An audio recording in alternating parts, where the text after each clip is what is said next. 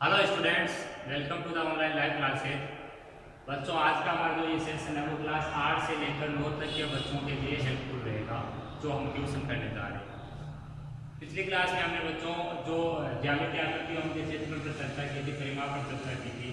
अब हम जो अन्य आकृतियां हैं जैसे आयत और वृत्त के बाद में समलंब चतुर्भुज, समांतर चतुर्भुज, इनके क्षेत्रफल और उनके परिमाप देखेंगे।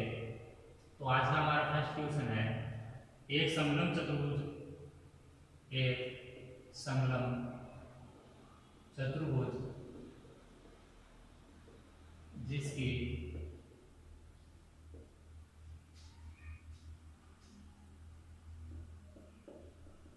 दो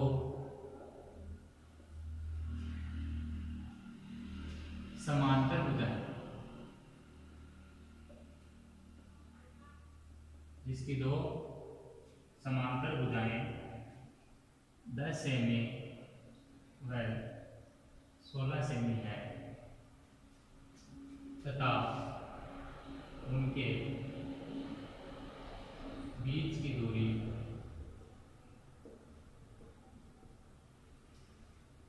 8 सेंटीमीटर है। समलंब चतुर्भुज का क्षेत्रफल ज्ञात कीजिए।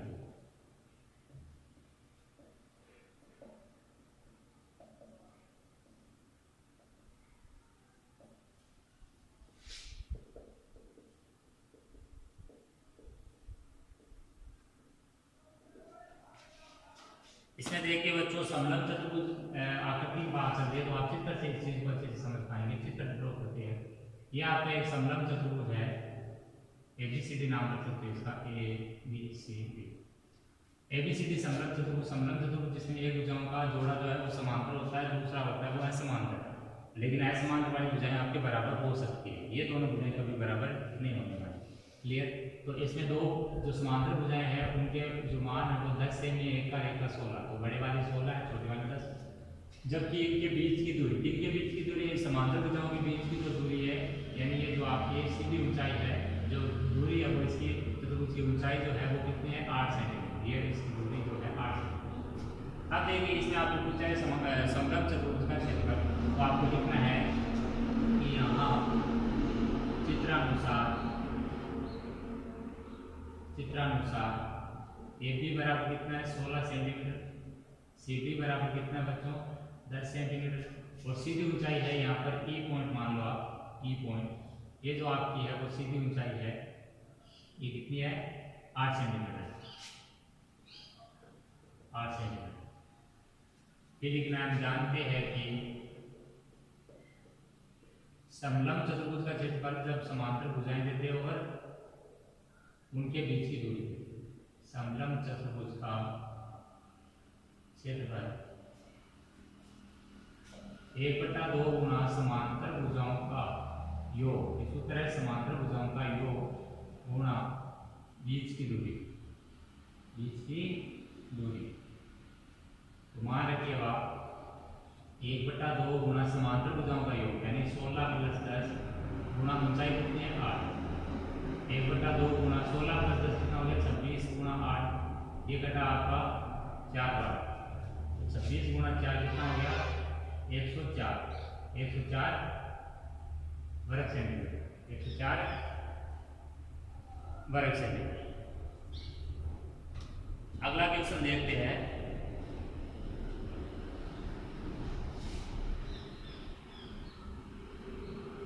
आपको क्वेश्चन बेसिकली दो टाइप में मिलता है, एक जिसमें क्षेत्रफल ज्ञात करना है, एक क्षेत्रफल ज्ञात किया हुआ है। तो जब क्षेत्रफल ज्ञात किया हुआ है तो हमेशा दिमाग में रखिए उस चीज को उसी आकृति के क्षेत्रफल के सूत्र के बराबर रखना है। उसके बाद में उसमें जितनी भी अज्ञात चीजें हैं उनमें से एक को छोड़कर बाकी चीजें आपको प्रश्न में ही मिल जाती है, उस अज्ञात चीज का मान ज्ञात करना ही रहता है। तो देखिए क्वेश्चन आपका सेकंड क्वेश्चन, एक समलंब चतुर्भुज का क्षेत्रफल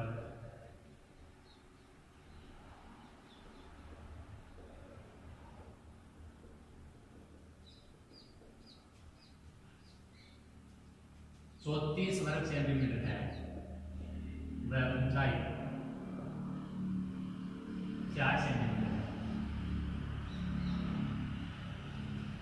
समांतर भुजाओं में से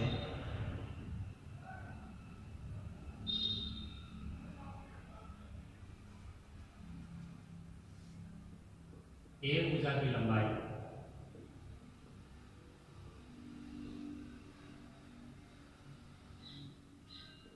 10 सेमी है,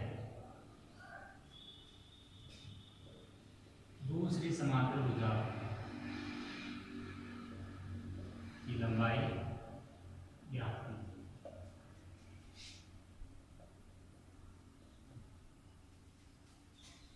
समझिए अब इस चीज को। फिर एक समलंब चतुर्भुज क्षेत्रफल दे रखा है। मान लीजिए एक समलंब चतुर्भुज एबीसीडी है हमारा, ये दोनों भुजाएं आपस में समांतर है। क्षेत्रफल आपका इसका कितना है? क्षेत्रफल यानी ये जो एरिया है वो आपका कितना है? क्षेत्रफल बराबर इसका है 34 वर्ग सेंटीमीटर। और दे रखा है ऊंचाई, ऊंचाई ये वाली चीज होगी आपके यहाँ पर एक पॉइंट ले लो, ये ऊंचाई होगी कितनी? 4 सेंटीमीटर। समांतर भुजाओं में से एक भुजा की लंबाई, इनमें से दोनों में से एक की लंबाई पता है, मान लीजिए ये लंबाई पता है हमें, दूसरी भुजा की लंबाई ज्ञात कीजिए। ये वाली भुजा जो है वो आपको ज्ञात करना है, यानी एक भी बराबर आपको क्या करना है? ज्ञात। एक भी भुजा की लंबाई क्या करनी है बच्चों? ज्ञात करनी है सवाल में। तो देखिए अब हम देखेंगे कि इसमें से ये 10 है तो ये भुजा कितनी आती है। एक भुजा में मान लिए कि ये मान ज्ञात है, ये ज्ञात है, या फिर ये ज्ञात है, ये ज्ञात है, तो हमारा जो उत्तर आएगा वही डिपेंड करेगा कि वाकई में ये वाली भुजा 10 है या फिर ये वाली। तो अभी जब तक कन्फर्म नहीं है तो इस मान को आप पेंसिल से लिख के रखो। बाद में जब कन्फर्म हो जाएगा कि छोटी वाली जो है वो आपकी एपी है या बड़ी वाली है वो आपकी एपी है, तो हम उसको सही से मिटा के वापस पेन से लिख देंगे। क्लियर है? तो आपको लिखना है यहाँ चित्रानुसार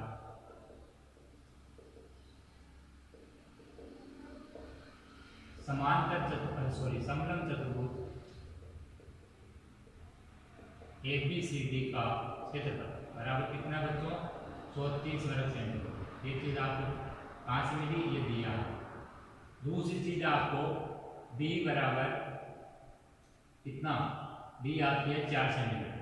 चित्र में है डी का मान 4 सेंटीमीटर, ये ऊंचाई होगी डी आपकी 4 सेंटीमीटर। एक समांतर भुजा आपकी जो है वो हमने मान ली है कि BC बराबर कितनी है? 10 सेमी। BC बराबर कितनी है? 10 सेमी। और AB बराबर हमारे क्या करनी है? हमें ज्ञात करनी है। इतनी चीजें हमें मालूम है। अब हम क्षेत्रफल पता है तो फिर क्या लिखेंगे कि क्षेत्रफल हमारा सूत्र के बराबर रखेंगे। तो हम जानते हैं कि समलंब चतुर्भुज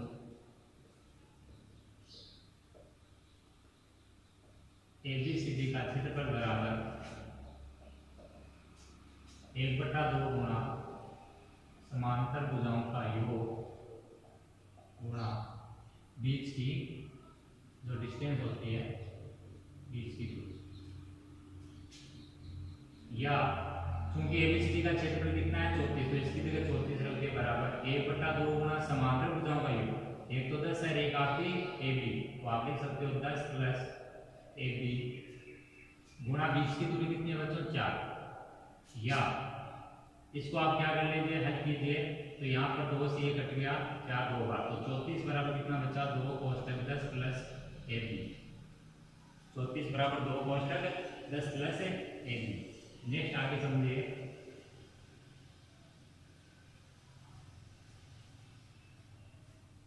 इसलिए 10 प्लस AB, अब 2 जो इसके मल्टीप्लाई में है वो आगे किस में जाएगा? डिवाइड होगा। 34/2 बराबर कितना हो गया? 17। इसलिए AB बराबर कितना निकल गया बच्चों? 17 - 10 बराबर 7 सेंटीमीटर। यह आपके जो AB का मान है वो 7 सेंटीमीटर है। तो अब हमें पता चल रहा है कि AB आपकी 7 सेंटीमीटर है, तो छोटी वाली जो भुजा है हमारी वो जो है वो BC जो हमने चित्र में दिखाई वो 7 सेमी रखनी होगी, और AB को हमें क्या रखना होगा? AB को हमें 10 सेंटीमीटर रखना होगा। ये AB आपकी 10 सेंटीमीटर है और CD आपकी कितनी है? 7 सेंटीमीटर। अब आपको यहाँ पर AB की जगह पेंसिल से यहाँ पर CD लिख लेना था, और यहाँ पर आपको क्या कर देना? सब जगह AB की जगह CD कर देना। क्लियर हो रहा है? क्योंकि आप पहले से नहीं बता सकते, या तो आप एक काम कीजिए, चित्र है कच्चा बनाइए, ये सारी निकलने के बाद में उसको पक्के चित्र के रूप में वापस बना दीजिए। पहले आप क्या बनाइए? एक कच्चा चित्र बनाए बगैर स्केल का और इनका यूज करिए, और फिर उसको चित्र को जब आपके इनको मारने के बाद में मान आ जाए तो आप उस चित्र में इसी प्रकार से जैसे सवाल में जो भुजा का मान आया वो आप चित्र में पक्के रूप में बाद में स्केल से बना सकते हो। अगला क्वेश्चन देखते हैं।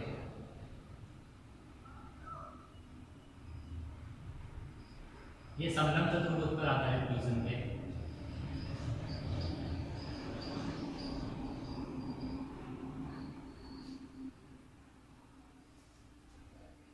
नेक्स्ट क्वेश्चन है बच्चों हमारा,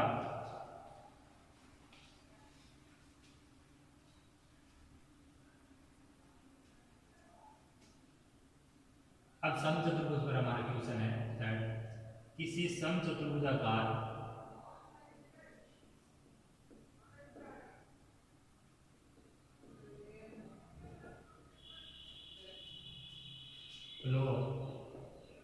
के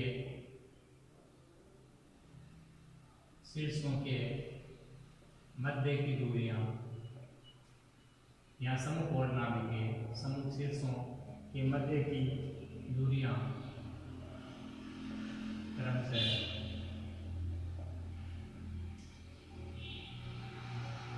12.5 सेंटीमीटर 12.5 मीटर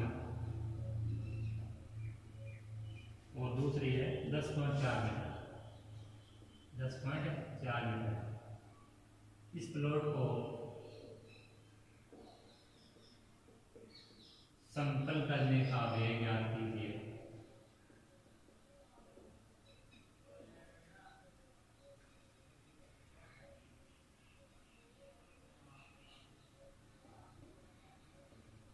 यदि प्रति वर्ग मीटर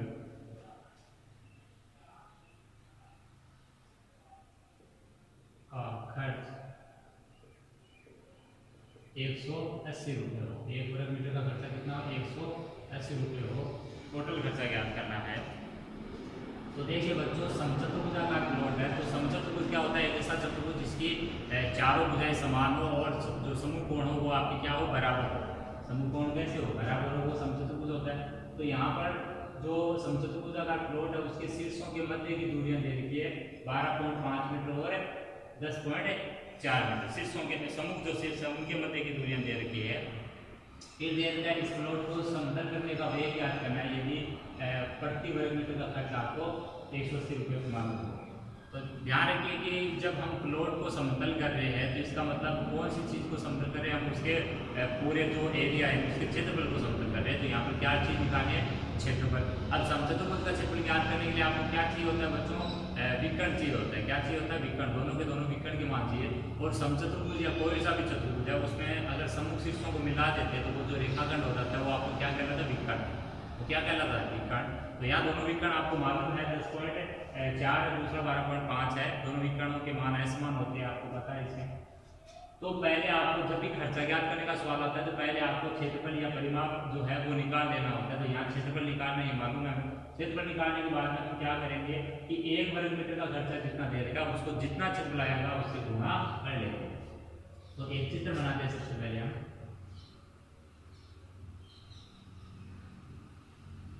मान लीजिए कि ये हमारा समचतुर्भुजाकार प्लॉट इस टाइप का है, ए बी सी डी। इसमें दोनों जो विकर्ण आपके बच्चों, एक तो विकर्ण आपका बी डी और दूसरा जो विकर्ण आपका ए सी। ये दोनों के दोनों जो विकर्ण है बच्चों वो एक दूसरे को लमसम विभाजित करते हैं। क्या करते हैं, विकर्ण एक दूसरे को लमसम विभाजित करते हैं, विकर्ण बराबर नहीं होते हैं। तो यहाँ पर एक विकर्ण आपका छोटा है, एक बड़ा है। इसको हमने मान लिया कि आपका बड़ा वाला विकर्ण 12.5 मीटर और इसको हमने मान लिया छोटा वाला विकर्ण वो कितना आपका 10.4 मीटर। ये दोनों विकर्ण हमने मान लिए। ये कच्चा चित्र आपका है। अब इसमें आपको खर्चा ज्ञात करना है 180 रुपये प्रति वर्ग मीटर। तो यहाँ सबसे पहले लिख लेंगे कि चित्रानुसार ABCD के समचतुर्भुज है। चित्र हमारा वो समचतुर्भुज का बच्चों जिसमें विकर्ण AC बराबर, क्योंकि इसने कहा था शीर्षों के मध्य की दूरी, तो एक शीर्ष A एक शीर्ष C, ये समूह शीर्ष है। इसी प्रकार B और D समूह शीर्ष है। इनके मध्य की दूरियों का मतलब होता है विकर्ण की लंबाई। इसमें विकर्ण AC बराबर कितना है 12.5 मीटर व विकर्ण BD जो है आपका वो कितना हो जाएगा बच्चों, वो हो जाएगा 10.4 मीटर। अब देखिए आगे, तब समचतुर्भुज ABCD का जो क्षेत्रफल आएगा वो आएगा आपका 1/2 गुना दोनों विकर्णों का गुणनफल। क्या आएगा? दोनों विकर्णों का गुणनफल। अगली चीज समझिए नेक्स्ट, 1/2 गुना दोनों विकर्ण 12.5 और 10.4, 2 से 1 कैंसिल हो रहा है 5.2 बार, 12.5 और 5.2 है, इनको जो मल्टीप्लाई करेंगे तो मल्टीप्लाई कराने पर जो आपके आएगा बच्चों वो आएगा 65। तो कितना आएगा? 65 वर्ग मीटर, क्षेत्रफल की इकाई वर्ग मीटर। अब देखिए ये तो हमने वो प्लॉट को जो समतल करने वाला भाग है उसका क्षेत्रफल निकाला है। अब हमें खर्चा भी निकालना है, तो खर्चे के लिए क्या करना है? हमें 180 से 65 को मल्टीप्लाई करना है। अब लिखना है हमें पुनः क्योंकि 1 वर्ग मीटर का 1 वर्ग मीटर समतल करने वाले भाग का खर्च बराबर कितना है? 180 रुपये। इसलिए कितना है? 65 वर्ग मीटर भाग का खर्च बराबर कितना हो जाएगा बच्चों?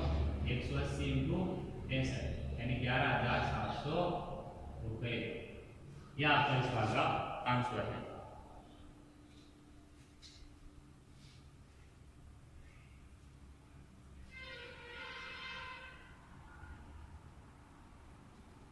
नेक्स्ट क्वेश्चन देखते हैं।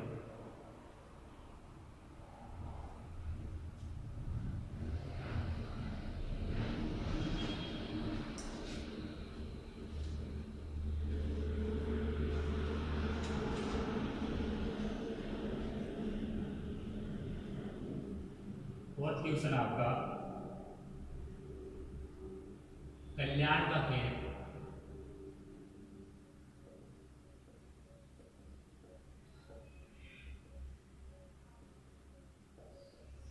चतुर्भुजाकार है। इस खेल का एक विकर्ण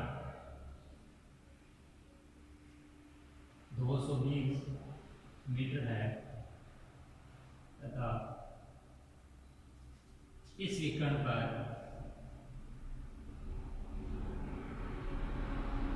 शेष दोनों शीर्षों से डाले गए लंबों की लंबाइयां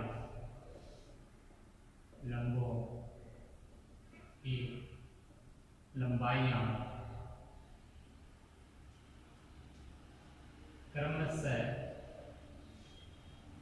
80 मीटर व 130 मीटर है। खेत का क्षेत्रफल ज्ञात कीजिए। क्या ज्ञात करना बच्चों? खेत का क्षेत्रफल ज्ञात करना।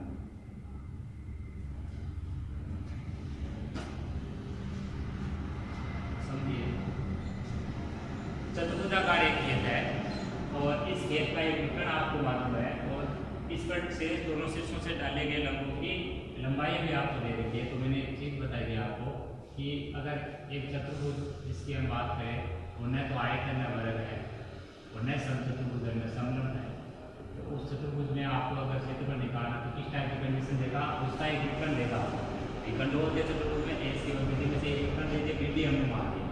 आगे बढ़िए तथा इस विकर्ण पर कौन से विकर्ण? विधि पर शेष दोनों शीर्ष से कौन कौन से बच गए? ए और सी। ए और सी से क्या किया गया है? लंब डाले गए हैं। उन लंबों की लंबाई, लंबा तो ये 90 डिग्री का कोण होगा। यहाँ पर मान लिया मैंने ई और यहाँ पर एफ पॉइंट, कैपिटल में 1 पॉइंट डाले गए लंबों की लंबाई क्रम से कितनी कितनी है? ए से जो लंब डाला पहले से वो है 80 मीटर और यहाँ से जो लंब डाला वो कितना बच्चों? 130 मीटर। ये 130 मीटर है और ये कितना आपका? ये आपका 80 मीटर है। और विकर्ण बीडी की लंबाई कितनी है? 220 मीटर। ये आपका 220 मीटर है। अब इसमें आपको ज्ञात करना है इस खेत का क्षेत्रफल। ठीक है, तो आपको लिखना है चित्रानुसार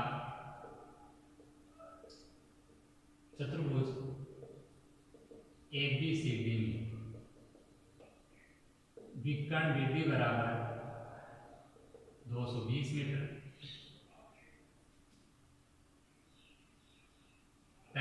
की लंबाई ए बराबर कितनी 80 मीटर, दूसरे लंब की लंबाई सी ए बराबर 130 मीटर। ये चीजें अगर देते एक विकर्ण और दोनों शीर्षों से डालेंगे लंबों की लंबाइयाँ, तो हम चतुर्भुज का जो क्षेत्रफल होता है वो होता है 1/2 गुणा विकर्ण गुणा 1/2 गुणा विकर्ण गुणा विकर्ण पर डाले गए लंबों की लंबाइयों का योग। 1/2 गुणा विकर्ण कितना बच्चों 220 गुणा विकर्ण पर डाले गए लंबों की लंबाई कितनी होगी 80 और 130। 1/2 गुणा 220 गुणा 210। ठीक है, तो यहाँ पर 2 से ये कट रहा है 110 बार।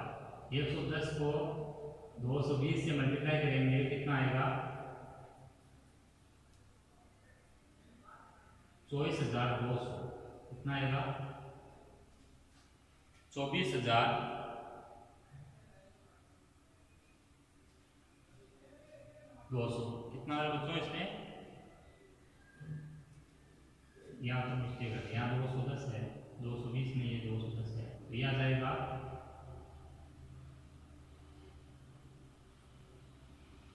23,000। यहाँ करेक्शन दीजिए 23,000 आएगा, 220 कर दिया था यहाँ पर जोड़ के 210 है, यहाँ से देखिए आप 210 लिखा था नीचे, तो ये आया आपका 23,100 वर्ग मीटर। किसका क्षेत्रफल इस